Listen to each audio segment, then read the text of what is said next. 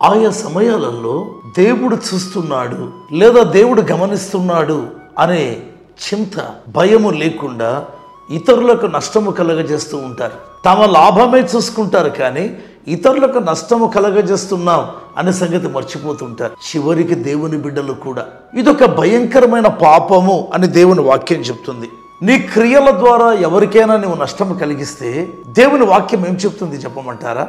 సంఖ్యాకాండం 5వ అధ్యాయం 7వ వచనములో నీవు ఎవరికి నష్టము కలగజేశావో ఆ నష్టం మొత్తము దానికి 5వ వంతు కలిపి ఆ వ్యక్తికి నష్టపరిహారంగా ఇవ్వాలి. దానికి ముందు పాపమును ఒప్పుకోవాలి. అంటే ఒక 100 రూపాయల నష్టము నువ్వు కలగజేసావా ఆ వ్యక్తికి 120 రూపాయలు ఇవ్వాలి.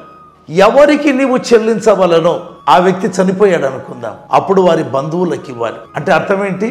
అది మాత్రం నీ దగ్గర పెట్టుకోవద్దు. ఆ బంధువులు కూడా లేరనుకుందాం, నీకు కనపడలేదు, దొరకలేదు, తెలియలేదు, అప్పుడు ఆ డబ్బు నీ దగ్గర పెట్టుకోవద్దు. వెళ్ళి ఆ నష్టానికి 5వ వంతు కలిపి యాజకునికి సమర్పించమని ఉంది.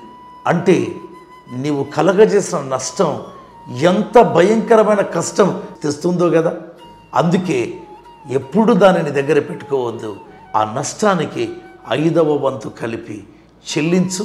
అయితే అంతకుముందు పాపమును ఒప్పుకోవాలి. బైబిల్ ఎప్పుడు కూడా పాపమును ఒప్పుకోమని చెప్తుంది.